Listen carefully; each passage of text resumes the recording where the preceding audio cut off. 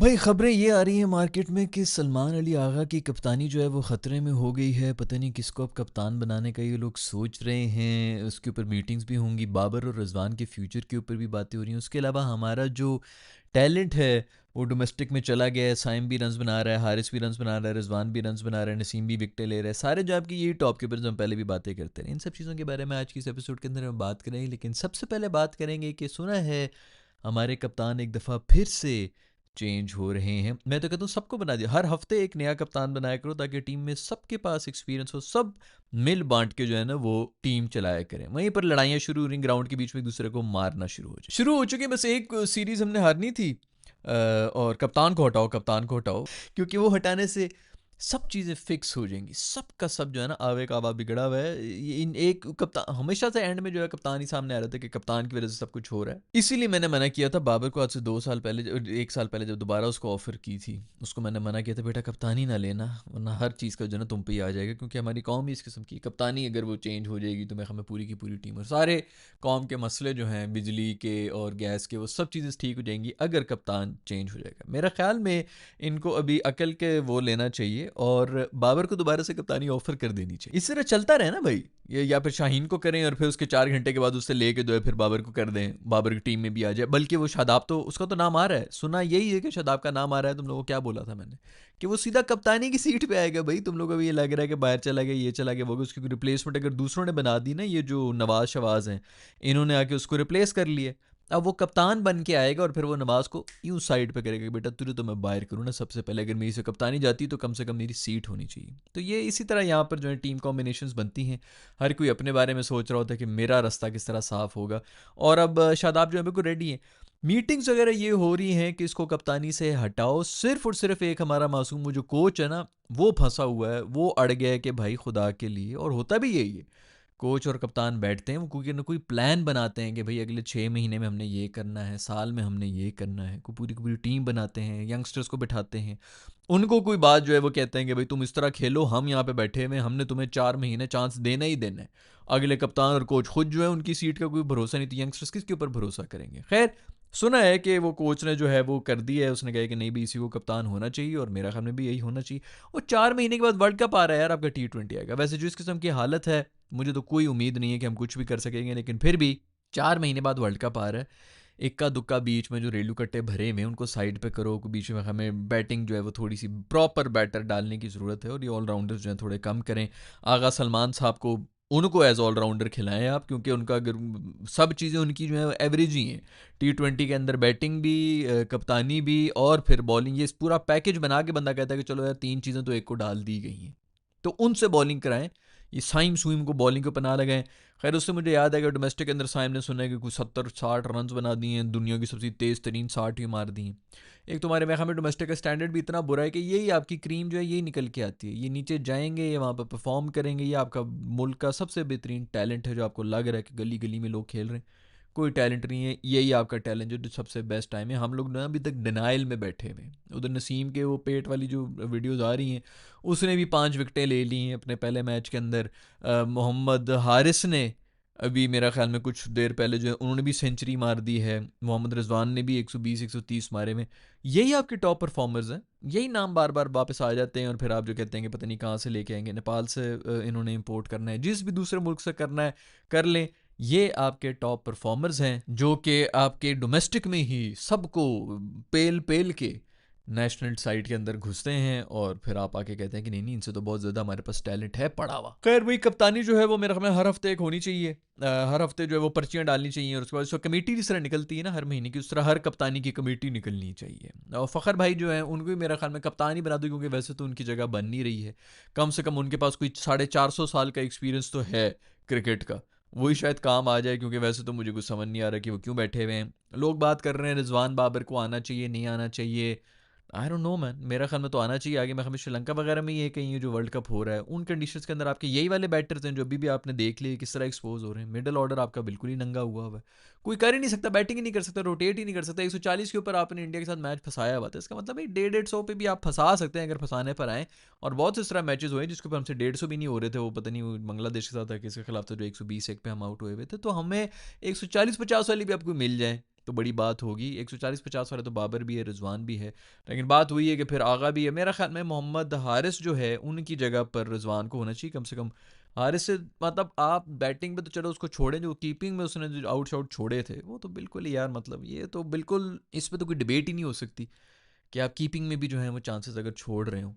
तो मेरा ख्याल में रिजवान को उसमें वापस लें आए, और कुछ नहीं तो शायद ये जो हमारा नया कप्तान है उसको कोई गाइडेंस वाइडेंस भी दे देगा, उसके भी 4000 साल का एक्सपीरियंस है, तो इस किस्म का कुछ होना चाहिए। मेरे ख्याल में रिजवान वापस भी आ जाए, रिजवान और आगा हो तो बस दो हो गए बीच में थोड़ा सा एक ही तरह के खेलने वाले, फिर मेरे ख्याल में बाबर की जगह नहीं बनती। ये और बात है कि अगर रिजवान और बाबर में से बैटर किसी को हाई रैंक कर सकते हैं तो वो हम बाबर को कर सकते हैं, लेकिन हारिस की जो बैटिंग है वो फंस जाएगा, वो श्रीलंका की जो पिचेस होती हैं उनके पर भी फंसेगा। तो मेरा नहीं ख्याल कि उसकी कोई जगह बनती, तो उसकी जगह रिजवान को होना चाहिए। बट चलो देखते हैं कि क्या होता है क्या नहीं होता। अभी फ़िलहाल तो इसके ऊपर ही डिसाइड कर रहे हैं कि भाई कप्तानी इनके पास रहेगी कि इनसे निकल के किसी और के पास चली जाएगी। तीनों अगर आ गए ना, रिजवान, बाबर और आगा सलमान एक ही T20 की टीम के अंदर, तो इनको यार सफ़ेद वाली किट पहना देना, ताकि हम खुश हो जाएंगे कि यार 110 की स्ट्राइक रेट के ऊपर जा रहे हैं, क्या ज़बरदस्त टेस्ट की इनिंग्स खेल रहे हैं, बड़ी मॉडर्न डे वाली ना इंटेंट के साथ टेस्ट की इनिंग्स बैस बॉल खेल रहे हैं। इनको वाइट कपड़े पहना दो, हम भी खुश रहेंगे, सब कुछ हो जाएगा, सारा का सारा मामला आपका सेट हो जाए। लोग कह रहे हैं जी टॉप ऑर्डर टॉप ऑर्डर, आपस की बात है ना। फ़खर साहब की जगह बन रही है टॉप ऑर्डर के अंदर, ना ही सैम साहब की जगह जो है वो बन रही है टॉप ऑर्डर के अंदर। इनसे बेहतर है कि वो जो हसन नवाज है उसको डाल दो, या फिर इनमें से बाबर शाबर जिसको भी डालना है डाल लो। इन दोनों की कोई जगह नहीं बन रही टॉप ऑर्डर। कोई ILT लीग वगैरह हो रही है उसके अंदर हमारे में हमें 80-80 हज़ार रुपए में जो है बिक गए हैं, $1000 वगैरह में बिके हैं। बहुत ही कुछ सस्ते बिके हैं यार हमारे, जो बिके भी हैं वो भी मेरे ख्याल में मर मर के 3 बिके हैं, जिनमें नसीम भाई भी जो हैं वो भी बिके हैं। नसीम है, फ़खर है और हसन नवाज है। और हसन नवाज तो मेरे को 20-1000 में बिक गया है यार। वो जो दुबई के लोकल प्लेयर्स हैं ना, उनकी कीमतें इनसे ज़्यादा लगी हैं। मेरे ख्याल में वहाँ पे भी कोई इंडियंस जो हैं वो आ गए हैं, उसकी वजह से हो रहा है, या ये वजह है कि वो NOCs वगैरह इनकी जो हैं वो समझ नहीं आती, बोर्ड वोर्ड इनको जाने देगा कि नहीं देगा, तो टीम कितना खर्चा इनके ऊपर कर सकती है कि भाई हम पूरी कॉम्बिनेशन बनाएं, पैसा भी खर्च करें, बाद में इनका बोर्ड आके बीच में कह देता है कि इसको नहीं हमने जगह देनी, उसको हमने जगह नहीं दी। खैर भाई हसन नवाज जो है 40,000 में गए हैं, पता नहीं इनके कोई मैनेजर वगैरह हैं या नहीं है। मेरा ख्याल में उनको खुद ही कह देना चाहिए था कि भाई हमने तो नहीं खेलना, लेकिन खैर चलो, जितने भी मिल रहे हैं ले लो भाई, जाके जो एक्सपोजर लेना है ले लो, कुछ पता नहीं चलता बाद में। और कौन सी लीग्स हैं, जो एक अभी वो ऑस्ट्रेलिया वाली मिल रही थी हमें लीग, उसके अंदर भी हमने कोई बैन शैन कर दी, उसके अंदर भी शायद हमने बंद ही कर दी। तो जितने मिल रहे हैं भाई ले लो और इन्जॉय करो, उड़ा लो, को गाड़ी शाड़ी ले लेना। नसीम भाई जो है वो 80,000 में बिके हैं। इन सब में सबसे महंगे मेरे ख्याल में नसीम भाई हैं। वो तो बिल्कुल ले ले भाई, जितने भी तुझे मिल रहे हैं। नेशनल टीम उसकी जगह नहीं बन रही है, तो उसको तो मेरा ख्याल में ऐसे मौके बिल्कुल भी हाथ से नहीं छोड़ने चाहिए। फ़खर भाई के ऊपर मैंने स्पेशल नज़र रखी होगी कि फ़खर भाई वहाँ पर जाके रेलू कट्टी लीग्स ही होती हैं जिसके अंदर 30% ही कोई नेशनल इंटरनेशनल लेवल के प्लेयर्स होते हैं, बाकी सारे तो पता नहीं कौन कौन से प्लेयर्स आए हुए होते हैं। तो फ़खर भाई को मैं ज़रूर देखूंगा कि वहाँ पर कितनी सेंचुरियाँ मारेंगे वो, और क्या ज़बरदस्त इंटेंट जो है वहाँ पर दिखाएं। वहीं पे भाई कोई मार ले सेंचुरियाँ मार के, कम से कम कुछ थोड़ा बहुत कॉन्फिडेंस आ जाए, ताकि हमें भाई, हमें सिर्फ चाहिए होता है कि हमारी टीम जीत जाए।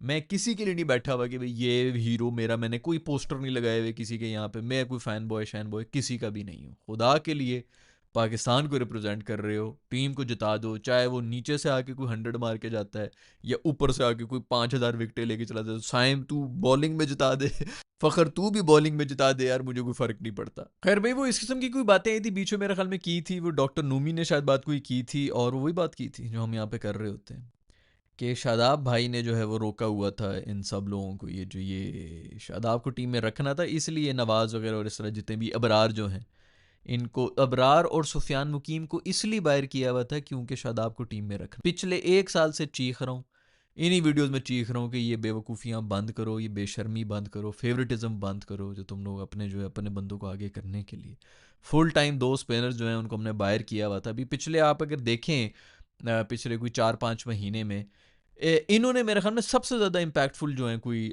कराए होंगे, जो जिसके अंदर बाकी मैच टर्न हुए होंगे। सुफियान ने कराया होगा या अबरार ने कराया होगा, क्योंकि आपके ये मैच विनर्स हैं। जिस दिन इनके जो है वो स्पिन टर्न होना शुरू हुई, आपको मैच विनर्स चाहिए, आपको ऐसे रेलू कट्टी नहीं चाहिए कि हाँ 3 ओवर भी फेंक दिए, बस ज़्यादा छक्के नहीं खाए हैं, जो है इकॉनमी भी जो है वो 7-7-8 पे रखी हुई है। भाई अगलों को आपने जो है सेट कर दिए, उन्होंने अगले पे आके मेरे बेचारे रूफी को जो है तुम्हारी 6 बॉलों में उन्होंने वो मिडल शिडल करके वो टाइमिंग बना ली है, रूफी पे आके उन्होंने 20 रन बना दिए। इनको तो कोई पकड़ेगा ही नहीं कि भाई ये तो बच गए। हमें ऐसे कोई रेलू कट्टे ओवर पूरे करने वाले बॉलर्स नहीं चाहिए होते यार, इंपैक्टफुल चाहिए जो मैच को टर्न कर लें। वो सुफियान मुकीम भी है, अबरार भी हैं, दोनों इसी किस्म के प्लेयर्स हैं। इनको बाहर किया हुआ था और मैं यहीं पे चीख रहा था कब से चीख रहा था कि भाई इसको, उसको कप्तान बना रहे थे भाई। वो तो जब कप्तान बना रहे थे हमने यहाँ पे पहले चीखना शुरू किया, तो उसको फिर वाइस कप्तान बना दी। मतलब जो टीम में नहीं है वो टीम में वाइस कप्तान बन के घुसा है, इसका मतलब है कि क्या वो कप्तान नहीं बन सकता था। और आगा सलमान के ऊपर वैसी बड़ी बातें हो रही थी कि ये तो ये किधर से है टीम के अंदर। तो ये सिर्फ चुप करा के उसको किया कि भाई ऑस्ट्रेलिया जा रहे हैं, आगा सलमान ने वैसे ही यहाँ पे फेल हो जाना है, ये हो जाना है, वो हो जाना है, लोगों ने कहना। तो फिर ये अभी अभी बाहर से आया तो वाइस कप्तान है, तो वाइस कप्तान सीधा ऑफ कोर्स वाइस कप्तानी। कौन बनेगा कप्तान? हाँ वाइस कप्तान तुम आ जाओ, तुम कप्तानी करो क्योंकि तुम वाइस कप्तान हो।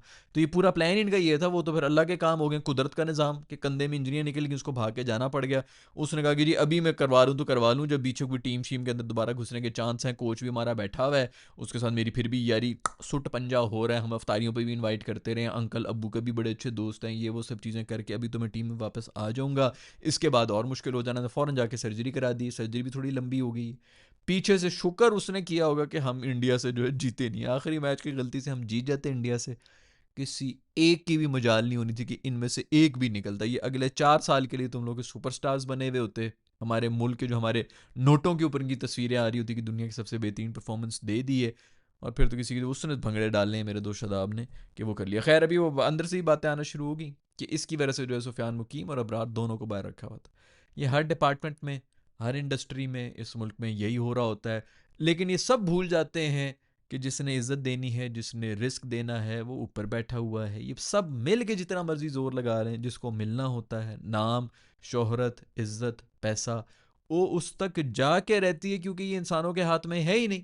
हम फुल जोर लगाते रहे बहुत, बट वो भी है, मेहनती भी कर रहे होते हैं, मजदूर मेरे से ज़्यादा मेहनत कर रहा होगा। हम एसी वाले कमरों में बैठ के ज़्यादा पैसे कमा रहे होते हैं, मजदूर जो हमसे ज़्यादा मेहनत कर रहा होता है उसके वो पैसे नहीं, ये हमारे हाथ में है ही नहीं। हम कह रहे होंगे ना हमने इस ज़माने में ये बहुत सी दुनिया मिलेगी जी, मैंने रियल एस्टेट से पैसे बना लिए, मैं बड़ा अक्लमंद था, मैंने बिटकॉइन से पैसे बना लिए। नहीं भाई, कोई अकल किसी में भी नहीं है। आपने अगर बिटकॉइन में लगाए हैं, औरों ने भी बिटकॉइन में लगाए होंगे, औरों के डूबे भी हैं। ये ऊपर से आता है सब चीज़ें। अपना कभी भी क्रेडिट नहीं लेना चाहिए कि मैंने ये कर लिया, ये मैंने वो कर लिया, क्योंकि मैं कुछ भी नहीं कर रहा। ये जिस ज़ात ने पूरा का पूरा इसके ऊपर लिया हुआ है ना ठेका, वो ही अपना पूरा कर देता है कि मैंने इसको इतना देना है, मैंने उसको देना है, और जहाँ से भी जाना होगा वो जाके दे देगा। लोग जो है वो प्लानिंग ही बनाते रहते, तो बेफिक्र रहें, ये इस मुल्क में चल रहा होता है। मुझे पता है आप लोगों के भी हक मारे जा रहे हैं, लोग जो आपको पीछे कर रहे हैं, मेरे साथ भी हो रहा होता है, कितने सालों से हो रहा होता है। चिल बैठा हूँ मैं, मुझे पता है कि जो मेरे पास आना है वो आके रहेगा। पूरी की पूरी दुनिया भी अगर जोर लगा रहे तो नहीं रोक सकती। तो इसी मेंटेलिटी के साथ आगे बढ़ते रहो दोस्तों।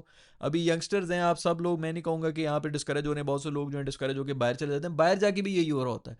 बाहर आपकी स्किन के कलर की वजह से आपको जो आपका हक नहीं मिल रहा होता। और ये मैं कोई वो बातें नहीं बना रहा कि जी ये नहीं, मैं रह के आया हूँ, काम की है। स्पेशली प्रोफेशनल लाइफ में जब आप जाते हैं, स्पेशली उन जॉब्स पे जाते हैं जिन पे गोरे बैठे हुए होते हैं, वाइट कॉलर जॉब्स, जब ऑफिस में जाते हैं, एक लेवल के बाद आप मैनेजर तक जा सकते हैं, उससे ऊपर जो आप नहीं देखेंगे कि ब्राउन स्किन वाले जो हैं वो जा रहे होंगे। बहुत शादर नादर अगर निकल लें तो निकल लें, लेकिन होता है हर जगह पर यही हो रहा होता है, वहाँ पर भी हक मारा जाता है। तो जहाँ पर हक आपको मिलना है, वो चाहे आप बाहर बैठे हुए हो चाहे आप यहाँ पे बैठे हुए हो, आप तक मिल के ही रहेगा। हाँ आपने कोशिश करनी होती है, आप अपनी कोशिश पूरी करें, नीयत अच्छी रखें, बाकी सब कुछ जो है वो जो आपके हक में होगा आपको मिल के रहेगा। तो खैर इसी तरह चलता रहेगा दोस्तों। आपके पास भी कोई खबरें हैं तो नीचे कमेंट्स में लिख के मुझे बता दो। I will see you in the next video. Bye.